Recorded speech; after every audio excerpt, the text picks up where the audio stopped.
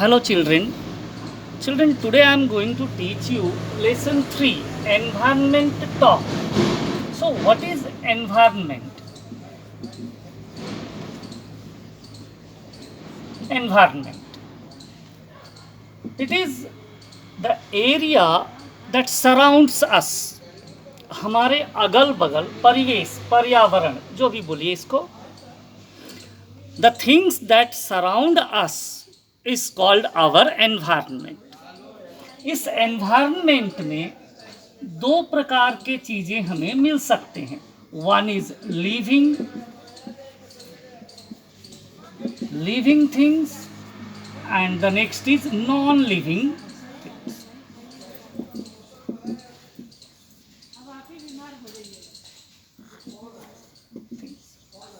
So in the environment we find two types of things. It may be living things, it may be non-living things. So living things, living and non-living. Living things में हम क्या लेते हैं, देखिए, trees, animals, human beings,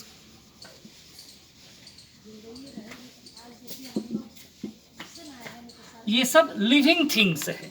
and non living things what we find in our surrounding, dress, table, building, ये सब non living things है. आपकी किताब में देखिए पेज नंबर 19 में दिया हुआ है टिक द लिविंग थिंग्स. देखिए, कार क्या है, non living. Clothes non living. Oak tree living. Rose living. Water non living. Earthworm living. Dog living. Pigeon living. Fruits living. Chocolates non living. Umbrella non living. Fish non living. तो इस तरह से आप living things और non living things में इसका column ऐसे बना लीजिएगा घर में कि लिविंग थिंग्स कौन कौन से हैं, नॉन लिविंग थिंग्स कौन कौन से हैं. So here you have got 12 items. इन 12 को आप डिवाइड कर लीजिएगा living things and non living things. Then let us try to understand why we call them living and non-living. Living things का कैरेक्टरिस्टिक्स, पहचान क्या है, मैं यहाँ लिख रहा हूँ दो चार, देखिए. Characteristics of living things. Living things eat food, वो भोजन करते हैं. ब्रीथ, सांस लेते हैं. ग्रो, बढ़ते हैं वो. मूव, वो चल सकते हैं. तो ये सारा क्वालिटीज जो है किसका है, लिविंग थिंग्स का है.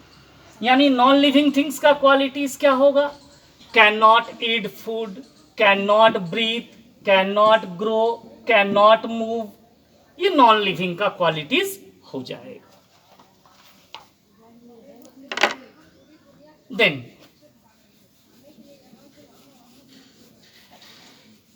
Natural resources. बेसिकली हम लोग रिसोर्सेस के बारे में बात करेंगे अब. So what are natural resources? Natural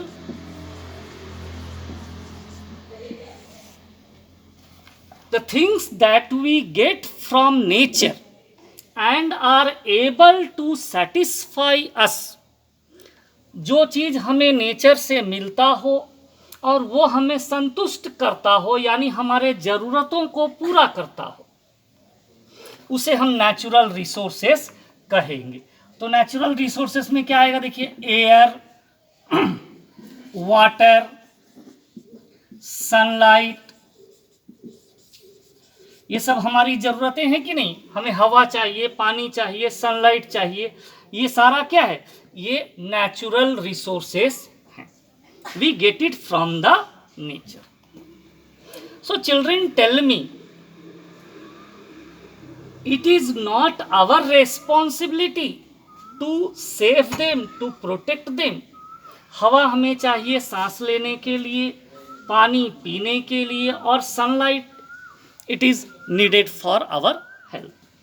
तो एक बात बताइए, जहाँ गैस या एटमॉस्फेरिक पॉल्यूशन होता है, हवा में धूल या गंदगी आ जाए तो वो सांस लेते समय अंदर चले जाएगा. पानी अगर दूषित हो जाए तो वो भी अच्छा नहीं. यानी हमारा कर्तव्य बनता है कि हम इन सब को सुरक्षित रखें, because these are essential. So after this we will discuss pollution. What is pollution? The mingling of foreign particles with the pure particle is called pollution.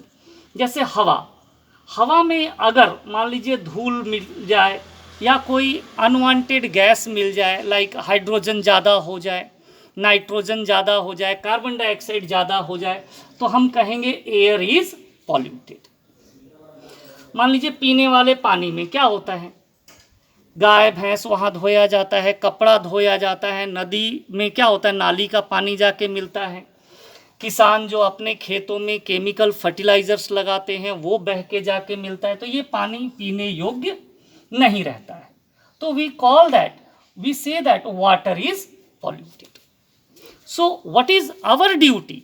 Our duty is to keep them fresh. So we will learn something about pollution. So the number one is types of pollution. One by one I will teach you. Number one is air pollution. Air pollution. Now what is air pollution? Just before I taught you, मैंने आपको समझाया कि हवा में अगर कोई भी unwanted चीज़ आके मिल जाए तो वो हवा जो है पॉल्यूटेड हो जाएगा, वो सांस लेने योग्य नहीं रह जाएगा. हमारा सांस जो है उस समय क्या होगा, फूलने लगेगा. और अगर हम उस दूषित हवा को अंदर ले लेते हैं तो क्या होगा, तरह तरह की बीमारियां होंगी, हमारी रेस्पिरेटरी ऑर्गन्स जो हैं डैमेज्ड हो जाएंगे, लंग्स के ऊपर प्रभाव पड़ने लगेगा. So that is air pollution. Number two is water pollution. Water pollution. मैंने आपको बताया कि पानी दूषित कैसे होता है. So what will happen if water is polluted? हम वही गंदा पानी अगर पिएंगे तो क्या होगा, हमारे अंदर कई तरह की नई बीमारियां उत्पन्न होगी. In the book it is given, clearly it is given. Then number three is sound pollution. I think it is not given in the book, sound pollution. It is given. Sound pollution. यानी noise pollution. Noise pollution क्या होता है? It is quite critical to understand. Sound pollution. Children, कभी कभी ऐसी आवाज़ आती हैं जो हमें पसंद नहीं है. जैसे गाना सुनना आपको पसंद है, यस. टीचर लेक्चर देते हैं वो पसंद है. लेकिन कोई अगर ज़ोर ज़ोर से चिल्लाए या मान लो साउंड बॉक्स ज़ोर से बज रहा हो कहीं, तो वो हमें अच्छा नहीं लगता है. And that unpleasant sound is called noise pollution या साउंड पॉल्यूशन. ठीक है, जो आवाज़ हमें अच्छी ना लगे उसे हम कह देंगे direct noise pollution. Number 4 is land pollution.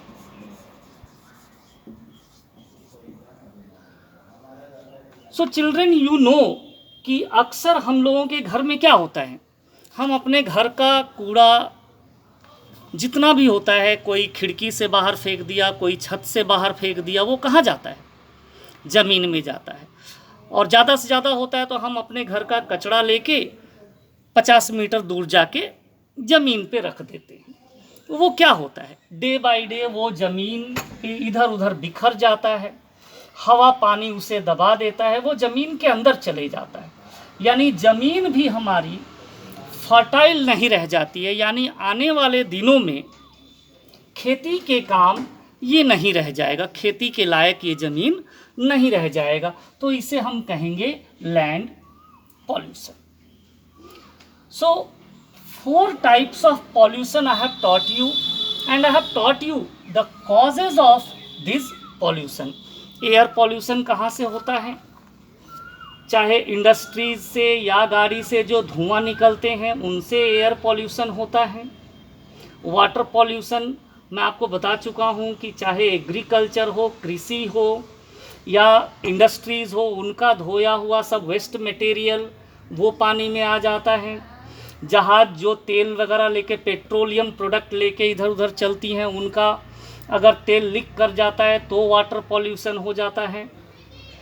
Sound pollution, loud sound is called sound pollution, या फिर जो आवाज़ हमें अच्छी नहीं लगती है, land pollution. I have taught you how it occurs. तो इन सब के बाद बताइए कि हमारा कर्तव्य क्या होता है कि जिस पर्यावरण में हम हैं उस पर्यावरण को हमें बचाना है, यानी हम अपने लेवल में प्रयास करेंगे कि हम इन सब पॉल्यूशन का कारण ना बने, और दूसरों को भी समझाएंगे कि देखिए पॉल्यूशन मत करिए। आप बच्चे हो, आप किसी को भी बोल सकते हो, कुछ भी बोल सकते हो। मान लो आप पड़ोसी आपके घर के बगल में ही कचरा डाल रहे हैं, तो उनको एटलीस्ट समझा सकते हो कि नहीं, इसे यहाँ नहीं, वो डस्टबिन में डालिए। सो इस तरह से हम पॉल्यूशन से बचने का प्रयास करेंगे। चिल्ड्रन, आपके किताब में इतना ही है, and you will get your word meanings through WhatsApp. Thank you, bye bye till then.